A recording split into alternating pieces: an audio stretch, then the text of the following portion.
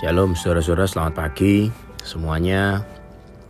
Oke, hari ini saudara-saudara saya akan sampaikan satu pelajaran Alkitab dari satu ayat yang sangat terkenal sebetulnya, tapi seringkali ayat ini kita maknai tanpa mengerti makna secara keseluruhan, secara holistik dari firman Tuhan.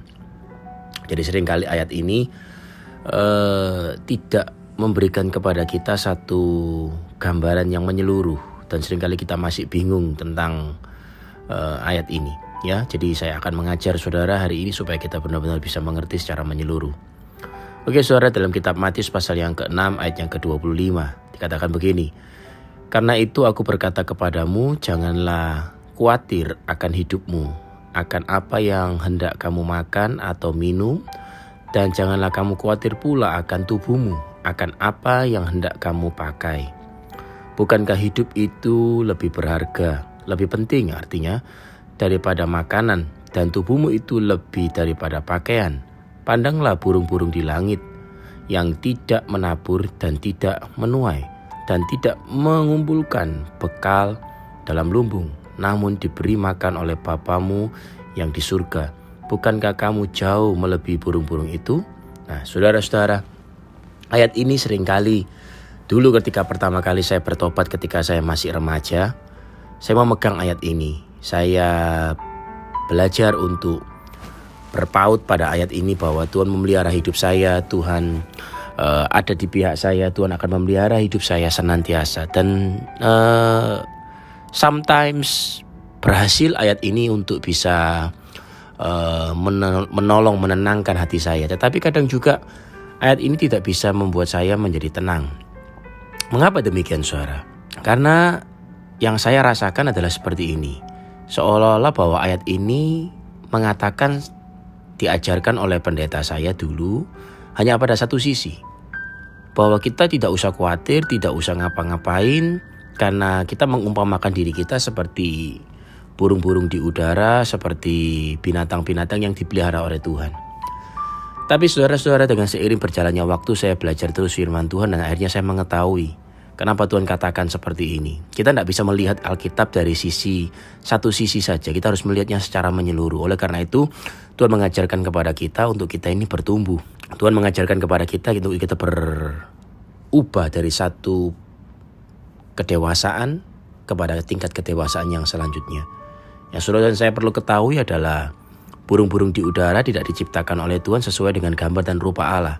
Artinya burung-burung di udara tidak perlu mengalami metanoia. Tapi saudara dan saya diciptakan menurut gambar dan rupa Allah, dan kita ini berkuasa. Sehingga oleh karena itu Tuhan berkata, janganlah kamu khawatir. Tuhan juga berkata supaya saudara dan saya itu betul-betul mengerti siapa kita. Nah saudara-saudara, saya mengajak saudara untuk merenungkan sebentar sejenak.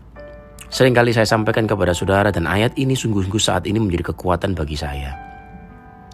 Ketika Tuhan berkata, ketika saya sudah semakin dewasa secara rohani, secara mental, ini saya mengerti. Ketika Tuhan berkata, janganlah kamu khawatir akan hari esok tentang apa yang akan kamu makan, minum, dan pakai, saya jadi betul-betul bisa merasa tidak akan perlu lagi saya takut dan khawatir. Mengapa? Karena dalam kitab Kejadian pasal yang pertama, saya seringkali sampaikan ini. Kitab Kejadian pasal pertama, ayat yang ke-26, 27, 28. Berkata seperti ini saudara, pada ayat yang ke-26 dikatakan begini, saya bacakan buat saudara.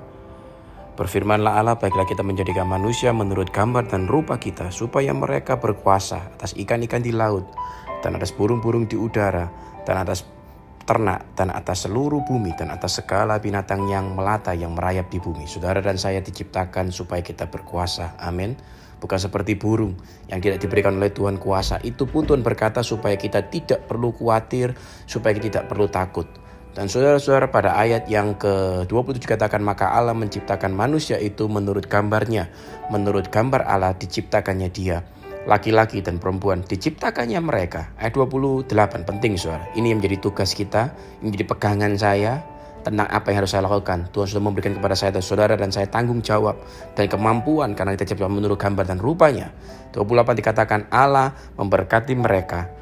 Lalu Allah berfirman kepada mereka, beranak cuculah, be fruitful dalam bahasa Inggris, dan bertambah banyaknya, multiply, Dan kemudian yang ketiga, penuhilah bumi dan taklukkanlah itu.